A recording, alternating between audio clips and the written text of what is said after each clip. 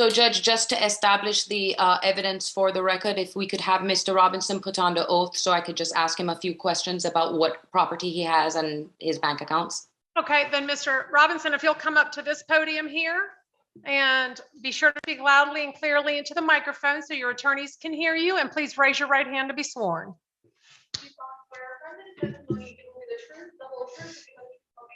Yes, ma'am.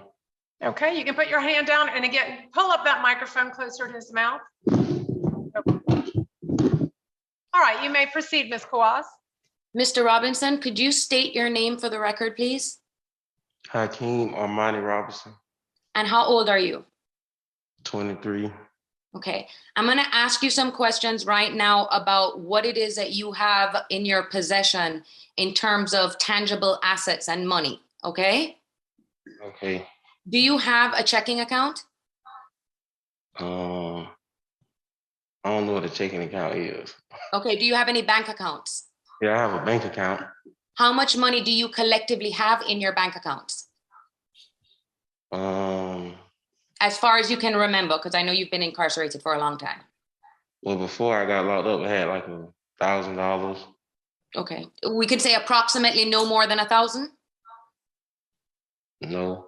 Okay, so any other bank accounts that you have any money in? No.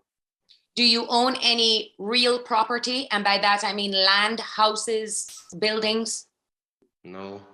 Do you own any cars? Well, I had a car, but I don't own the car anymore. Okay, so you don't possess any cars right now? No. Okay. And I mean, I right now don't have any other. You don't own a boat, nothing else like that? No. Mr. Robinson? No. Okay, and so what we have established at this point is financially what you have in your possession is $1,000. Dang, that no more easy though. I didn't understand that. You can take off your mask if you need to. It's not there anymore either. Like I used it to order food in here in the jailhouse. Okay, are you currently employed? Signed to a label. But you're not currently working, are you? No. How long have you been incarcerated? A year and a half. Are you allowed to work while you're incarcerated? No. How much money does it cost for you to make phone calls? It's different prices. I don't call anyone in Jacksonville, so it'd be about $5, $7. So if you even though you don't have any money coming in, you have to rely on other people to put money on your phone? Yes. Okay, Your Honor, I don't have any other questions at this time. All right, any cross on that limited financial issue? And Mr. Atkinson, any from you?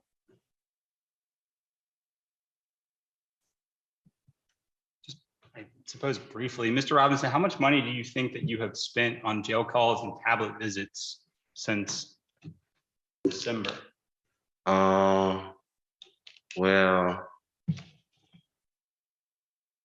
I wouldn't know. I mean, would it surprise you if it were over $1,000?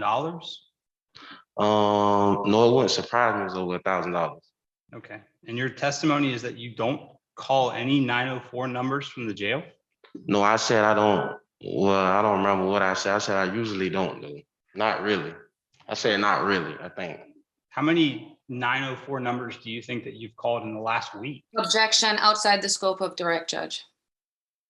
No, I'll overrule. He said he didn't call anyone in Jacksonville, so he made that answer. The state can cross on that. So what was the question? Well, I do call the 904 number, but they don't live in Jacksonville. I call 904 number, but they're not in Jacksonville. Like they don't live in Jacksonville. Like my mom, I call her every day. She's got a 904 number, but she don't live in Jacksonville. Right, she lives in Georgia, right? Yeah. And I think your siblings live out of state as well? Like really everyone that I call. Really. Okay. I don't have any other questions. Okay, thank you. Any redirect? No, Judge. All right, thank you, Mr. Robinson. You may resume your seat.